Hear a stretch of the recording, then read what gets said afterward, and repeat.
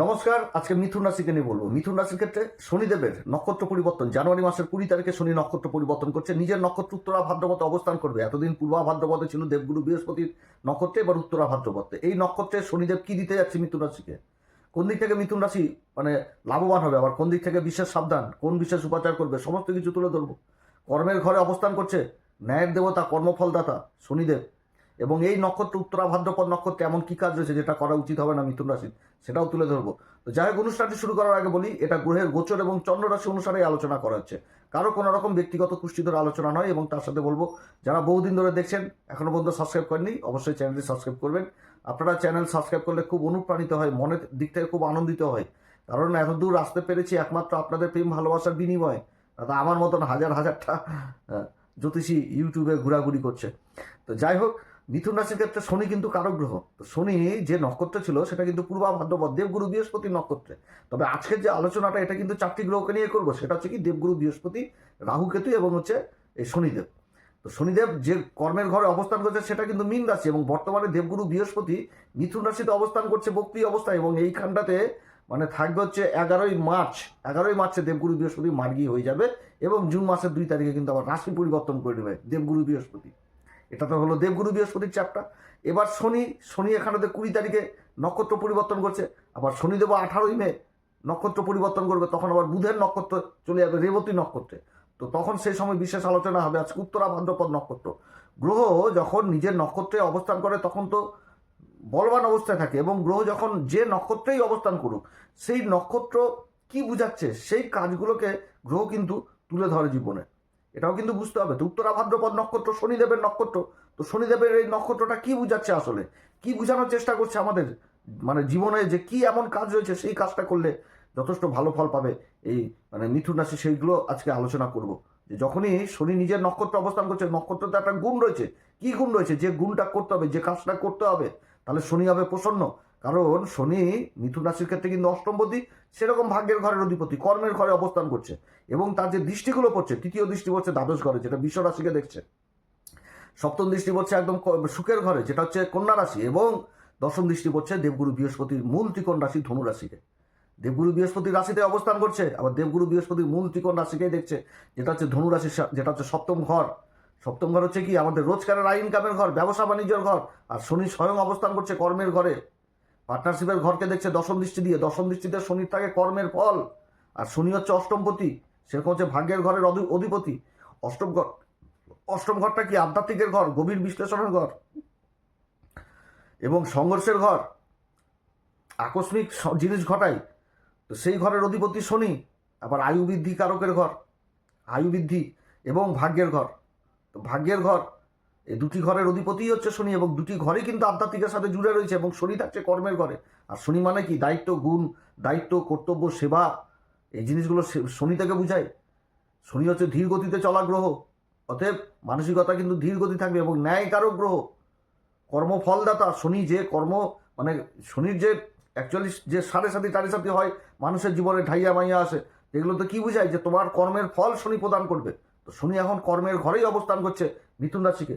তো শনি যে জিনিসগুলো চাচ্ছে সেই জিনিসগুলো অক্ষর অক্ষরে পালন করতে হবে এই মিথুন রাশিকে, তাহলেই তো মিথুন রাশির উপর শনি প্রসন্ন হবে, এবং শনি যা দেওয়ার দিবে। আর শনি যেটা দেয় সেটা পুরস্কার হয়।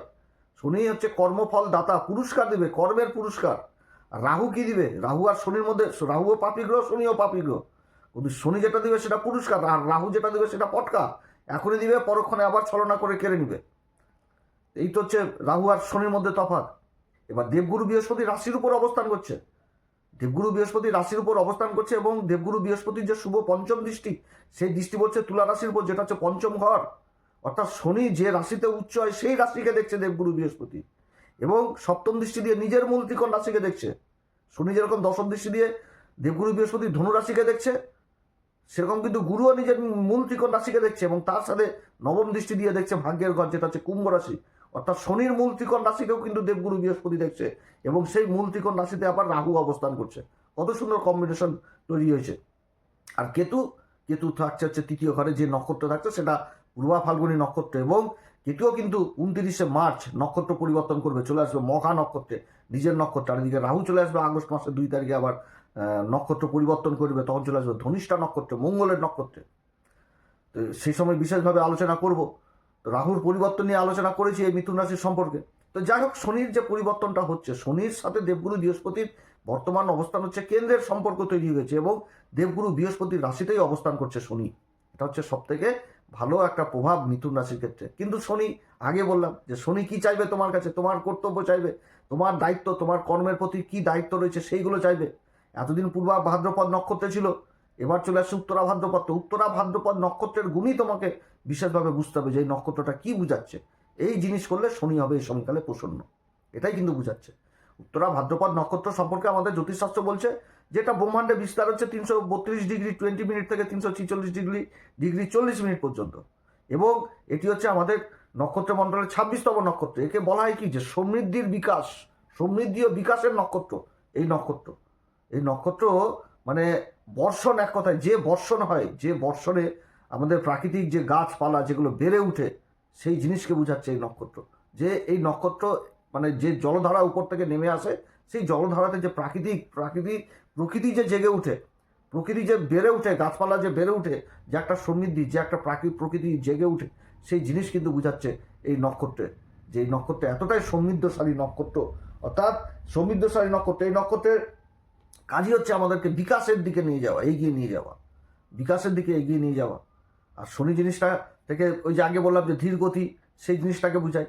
শনি এইখানটাতে বোঝাচ্ছে যে যে কোনো কাজ যেটা মানে গুরুত্ব দিয়ে করতে হবে, বা গুরুত্বপূর্ণ কোনো কাজ যদি আমরা আমাদের জীবনে করতে চাই, তো সেই কাজটা আমরা কিন্তু বাড়ির গার্জেনের সাথে সবার প্রথম আলোচনা করি। যে গার্জেন, তার সাথে কিন্তু সেই গার্জেনকে তুলে দিচ্ছে, যে গার্জেনের একটা মানে মানে অভিজ্ঞতাপূর্ণ গার্জেন, যে নিজের জীবনে অনুভব করেছে সেই কাজকে, যে তোমাকে দিশা দেখাতে পারবে, নতুন দিশা, তুমি এই পথে এগিয়ে চলো, সেই জিনিস কিন্তু বুঝাচ্ছে এই সময়কালে এই নক্ষত্র। যে তুমি তখনই সফল হবা যখনই তোমার সেই কাজটা তুমি মানে তোমার ভালো মতন করে সেই জায়গাটাতে প্রশিক্ষণ নিয়ে তুমি এগিয়ে যাবা। এটা হচ্ছে শনির মেন জিনিস বুঝাচ্ছে। যার জন্য মানে এটা এই নক্ষত্র এমন একটা নক্ষত্র যে এই নক্ষত্র কিন্তু গুরুজনকে আদর সম্মান সেই জিনিসটা কিন্তু বুঝাচ্ছে। এই জিনিস কিন্তু বুঝাচ্ছে এই নক্ষত্রে বিশ্লেষণ করার ক্ষমতা ব্যাপক থাকে এই নক্ষত্রে। যে এই নক্ষত্রের এমনই ক্ষমতা যে এরা ডিসিশন নেওয়ার ক্ষমতাটা খুব পাঞ্চুয়াল থাকে। যে ডিসিশন নেওয়ার জায়গাতে এরা কিন্তু নড়চড় হয় না। এদের ডিসিশন যদি দুদিন দেরি হয় তাতেও কিন্তু এদের মনের মধ্যে কোনো রকম আক্ষেপ জিনিসটা থাকে না, যে ডিসিশন নিতে দেরি হলো, যে আমি ডিসিশন নিতে দেরি করলাম তার জন্য যে মনের মধ্যে আক্ষেপ নিবে না, কিন্তু যে ডিসিশন নেবে সেটা সঠিক ডিসিশন। এই নক্ষত্রকে কুলদীপক নক্ষত্র বলে। অর্থাৎ এদের কর্মের জন্য এদেরকে মানুষ মনে রাখে, কর্মের জন্য। তো এই নক্ষত্রের জিনিস যে এমন কাজ করবে যে মানে ধীরে ধীরে চলেও কিন্তু নিজের গন্তব্যতে পৌঁছাবে। এদের লক্ষ্যই হচ্ছে গন্তব্যে পৌঁছানো, কিন্তু সাকসেস হবে। এদের কথা শুনে লোকে দাঁড়িয়ে যায় এই উত্তরা ভাদ্রপদ নক্ষত্র।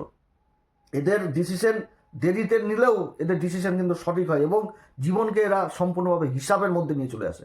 ক্যালকুলেট করে করে চলবে। উত্তরা ভাদ্রপদ নক্ষত্রে যাদের রয়েছে তাদের দেখবেন তারা কিন্তু ম্যাথামেটিক্স, অঙ্ক জিনিসটা কিন্তু খুব গুরুত্বপূর্ণ, খুবই বুঝে, এবং নিজের জীবনটাকে হিসাবের মধ্যে ফেলে দেয়। একটা সাধারণ মানুষ যে হিসাব করবে না ওই হিসাবে রেখে দেবে, যে অমুক তারিখে 10 টাকা খরচা করেছিলাম, 100 টাকা অমুক তারিখে ওই ডেটে খরচা করেছিলাম, এগুলো কিন্তু হিসাব থাকে এদের কাছে। মানে জীবনকে হিসাবের মধ্যে ফেলে দেয়, ম্যাথামেটিক্সকে মানে একদম খুবই ভালোবাসে বা খুবই ভালো বুঝে, এইরকম জিনিস কিন্তু বুঝায়। এবং এরা কিন্তু কোনো প্রেশারের উপর কাজ করতে জানে, যে কেউ প্রেশার দিল কাজ করতে হবে সেরকম না, এবং নিজের পছন্দ মতোই কাজ করতে যায়। এত সুন্দর নক্ষত্র। এই নক্ষত্রে পুরুষও যেরকম ভালো সেরকম কিন্তু নারীও ভালো। নারী হচ্ছে কি মা লক্ষ্মীর সংজ্ঞা দেওয়া হয়েছে এই উত্তরা ভাদ্রপদের নারীদের। বিবাহের জন্য বহু মানে পুরুষ আগ্রহী হয়, মানে যে গৃহে যায় সেই গৃহকে সমৃদ্ধশালী করে দেয় উত্তরা ভাদ্রপদ নক্ষত্রের নারী। মানে এত সুন্দর নক্ষত্র, মা লক্ষ্মীর সাথে তুলনা করা হয়েছে, সাক্ষাৎ অন্নপূর্ণার সাথে তুলনা করা হয়েছে এই নক্ষত্রের নারীদের। এই নক্ষত্রের যে সিম্বল সেটা হচ্ছে কি স্নেক অফ ওয়াটার, অর্থাৎ জলের মধ্যে সেই সাপ, যেই সাপ মানে মানে নিচের কোমর থেকে নিচের অংশ সাপের মতন, উপরে দেবতাদের মতন। এই নক্ষত্রের অধিপতি দেবতা হচ্ছে আহির বুধন্না এই দেবতা, এবং এটা নবম একটা রুদ্রের রূপ। এবং এই মানে দেবতাকে শেষ নাগের সাথে তুলনা করা হয়েছে, যার উপর শ্রীহরি বিষ্ণু শয়ন করছে, ঈশ্বর শয়ন করছে সেই নাগের উপর। তাহলে তার মধ্যে যে একটা ধৈর্যের ব্যাপার, একটা শালীনতার ব্যাপার, একটা যে মেডিটেশন, সেই জিনিসটা কিন্তু বুঝাচ্ছে। আধ্যাত্মিক জগৎ কিন্তু বুঝাচ্ছে যে স্বয়ং ঈশ্বর তার উপর শয়ন করছে। তাহলে তার দায়িত্ব কতটা, যে যে ঈশ্বর তার উপর শয়ন করছে সে নড়তেও পারবে না, চড়তেও পারবে না, চুপচাপ ধীর মস্তিষ্কে মানে সেই জিনিসটাই কিন্তু বুঝাচ্ছে। সেইভাবেই কর্ম করতে হবে, এই জিনিস কিন্তু বোঝাচ্ছে এই সময়কালে। এবং এই নক্ষত্রের অধিপতি হচ্ছে শনিদেব, আর রাশিটা পড়ে গেছে মীন রাশির, 4টি চরণই কিন্তু এই নক্ষত্রের পরে এই মীন রাশিতে। এবং এই নক্ষত্রের যে সিম্বলগুলো, যেরকম গাছের সিম্বল দেখা যাচ্ছে নিম গাছকে, নিম গাছ কী করে, ফিল্টারের কাজ করে, অক্সিজেন ফিল্টার এই কাজ করে। এবং যে পশুর কথা বলা হয়েছে সেটা গাই গরুকে বলা হয়েছে, যে পাখির কথা বলা হয়েছে সেটা আউলকে বলা হয়েছে, যে ত্রিমূর্তির কথা বলা হয়েছে সেটা শিহরি বিষ্ণুকে বলা হয়েছে, যে তত্ত্বের কথা বলা হয়েছে সেটা আকাশ তত্ত্বের কথা বলা হয়েছে, আর শনি হচ্ছে বায়ু তত্ত্ব। তো এই জিনিসগুলো কিন্তু উঠে আসছে এই নক্ষত্রে, এলিমেন্ট আকাশ তত্ত্ব। তো যাই হোক, এই নক্ষত্রে কর্মের ঘরে শনির অবস্থান, এবং শনি তৃতীয় দৃষ্টি পড়ছে যে মুখ ত্রিকোণে, যেটা হচ্ছে বিশ্বরাশি দ্বাদশ ঘর, সপ্তম দৃষ্টি পড়ছে সুখের ঘর, এবং দশম দৃষ্টি পড়ছে সেই সপ্তম ঘর, যেটা হচ্ছে ধনুরাশি, এবং শনি হচ্ছে অষ্টমপতি এবং ভাগ্যের ঘরের অধিপতি কর্মে অবস্থান করছে। তাহলে সবার প্রথম কি বুঝাচ্ছে, যে এখানটাতে যে কোনো কাজ করতে গেলে, মানে যে কাজের যে পারদর্শী তার কাছ থেকে তোমাকে ডিসিশন নিতে হবে, তুমি হুটহাট করে ডিসিশন নিতে পারবে না। এবং তার সাথে তোমাকে কর্মের ঘরে শনির অবস্থান ন্যায় পথে চলতে হবে। কারোর সাথে তুমি ছলনা করতে পারবে না, কারোর সাথে তুমি বেইমানি করতে পারবে না, কারোর সাথে ধোকাবাজি করতে পারবে না, কাউকে মিথ্যা আশ্বাস দিতে পারবে না, যে তুমি মিথ্যা কথা বলে দিলে যে আমি তোমার কাজ করিয়ে দিব, এগুলো তুমি করতে পারবে না। এবং তোমাকে ধর্মপথে থেকেই কিন্তু তোমাকে কর্ম করতে হবে তোমাকে, তারপরেই কিন্তু তুমি এই উন্নতির চরম শিখরে তুমি উঠতে পারবা। যে কোনো কাজ করতে হবে। যেমন শনির সপ্তম দৃষ্টিটা পড়ছে যে একদম চতুর্থ ঘরে, তো চতুর্থ ঘরটা কি, বন্ধু বান্ধব, তারপরে হচ্ছে রাজনীতির, মায়ের সুখের জায়গা। তো শনি এখানটাতে কর্মের ঘরে অবস্থান করছে, বন্ধু বান্ধবদের সহায়তাও পাবে। তাহলে তোমার যে কর্তব্য, তুমি সেই কর্তব্য তোমাকে করতে হবে। যে কোনো বন্ধু বিপদে পড়েছে বা কর্ম পাচ্ছে না, তুমি তাকে কর্ম দিয়ে সহায়তা করলা, কারণ শনি মানে সেবা, দায়িত্ব, কর্ম, এগুলো বুঝাচ্ছে, এগুলো জিনিস বুঝাচ্ছে। তো সেটা করতে হবে কিন্তু সৎ পথে। তুমি একটা 2 নম্বরই বন্ধুর সাথে তুমি যোগাযোগ রাখবে, সেটা করলে কিন্তু চলবে না। এই জিনিসগুলো বুঝাচ্ছে। এবং পার্টনারশিপ, যেটা সপ্তম ঘর যে দৃষ্টিটা পড়ছে, দশম দৃষ্টি, সেটা তো কর্মের ফল। অর্থাৎ তুমি ব্যবসা করছো পার্টনারশিপে, তুমি পার্টনারকেই ঠকিয়ে খেয়ে নিলা, তাহলে কিন্তু করা চলবে না। তোমাকে পার্টনারের সাথে ইমানদার হয়ে কাজ করতে হবে। তোমার জীবনসাথীর সাথে তোমাকে ইমানদার হতে হবে। তোমার যে জীবনসাথী, তোমার যে বিবাহিত, সে নারী হোক আর পুরুষ হোক, তাতে কিন্তু তোমাকে একদম পাঞ্চুয়ালভাবে মিশতে হবে। দ্বাদশ ঘরে তৃতীয় দৃষ্টি পড়ছে, অর্থাৎ কর্মক্ষেত্রে তোমার পরিবর্তনও বুঝাচ্ছে, যাত্রা বুঝাচ্ছে, এই সমস্ত দিক উঠে আসছে। তার সাথে ঈশ্বরীয় ভক্তি বুঝাচ্ছে, কারণ দ্বাদশ ঘর থেকে সেই জিনিসটা বুঝায়। এবং তার সাথে বুঝাচ্ছে বহু রকম বিদেশি কাজ, যেগুলো কাজে তুমি উন্নতির চরম শিখরে পৌঁছাবা। কিন্তু তোমাকে কর্মক্ষেত্রে কর্ম করতে গেলে যে কর্মই করতে হয়, সেই কর্মই তোমাকে ডিসিশন ঠান্ডা মাথায় নিতে হবে। তুমি যে কর্ম করছো সেই কর্মের তোমাকে সঠিক জ্ঞান নিতে হবে। তুমি নিজে মাতব্বরি করে কোনো কাজে ইনভেস্ট করার আগে 10 বার তোমাকে বিশ্লেষণ, চিন্তা ভাবনা করতে হবে তোমাকে। তো যাই হোক, শনির এই নক্ষত্রে এরকম তোমাকে করতে হবে। বা শনি এই নক্ষত্রে থাকা মানে স্ত্রীরজনিত কাজে বিশেষভাবে সফলতা পেয়ে যাওয়া। যেরকম কেউ বাড়িঘর এর কাজের সাথে যুক্ত রয়েছেন, যেগুলো কাজ স্ত্রীর, যে ভিত স্থাপন হচ্ছে, কোনো কলকারখানার ভিত স্থাপন হচ্ছে, বা কোনো রাস্তাঘাটের কাজের সাথে যুক্ত, বা শনিজাত দ্রব্যের কাজের সাথে যুক্ত, এই সমস্ত কাজে কিন্তু বিশেষভাবে সফল হওয়া, বা বড় বড় টেন্ডার জীবনে লাভ করে যাওয়া, বা বিদেশে কোনো কর্ম লাভ করে যাওয়ার, যেটার মধ্যে স্থায়িত্ব থাকবে, এরকম জিনিসটা কিন্তু বুঝাচ্ছে শনির এই কর্মের ঘরে এই অবস্থান। কর্মক্ষেত্রে একাধিক দিক থেকে শনিজাত দ্রব্যের কাজের সাথে যারা যুক্ত রয়েছেন, সেই কাজগুলোতে বিশেষ উন্নতি এই সময়কালে হওয়ার সম্ভাবনা থাকছে। যেমন যারা নৌবাণীতে রয়েছেন তাদের জন্য যথেষ্ট ভালো, যারা ট্যুর অ্যান্ড ট্রাভেলিংয়ের কাজের সাথে যুক্ত রয়েছেন তাদের জন্য যথেষ্ট ভালো। তবে এই নক্ষত্রে অশান্তি, গণ্ডগোল, ছলনা, ছাতুরি, এগুলো কিন্তু করা উচিত না। বা গণ্ডগোল, ঝগড়া ঝাঁটি, বেআইনি পথ, এগুলো কিন্তু করা উচিত না। কারণ রাহু কিন্তু ওই ভাগ্যের ঘরে অবস্থান করছে। রাহুও তো শনিকে প্রভাবিত করবে, রাহু তো নিজের নক্ষত্রে রয়েছে। বাজে বাজে ইন্টেনশন দেবে, পিতার সাথে সম্পর্ক খারাপ করাবে, গুরুজনদের প্রতি একটা অভক্তি নিয়ে আসবে, এগুলো কিন্তু করা যাবে না। এটাও কিন্তু বুঝতে হবে এই নক্ষত্রে থাকাকালীন। তো যাই হোক, শনির এই উত্তরা ভাদ্রপদ নক্ষত্রে শনি বিশেষভাবে প্রভাব দিবে, চারিদিক থেকে একটা উন্নতির যোগ দেখাচ্ছে। তবে এইভাবে অবশ্যই চলতে হবে।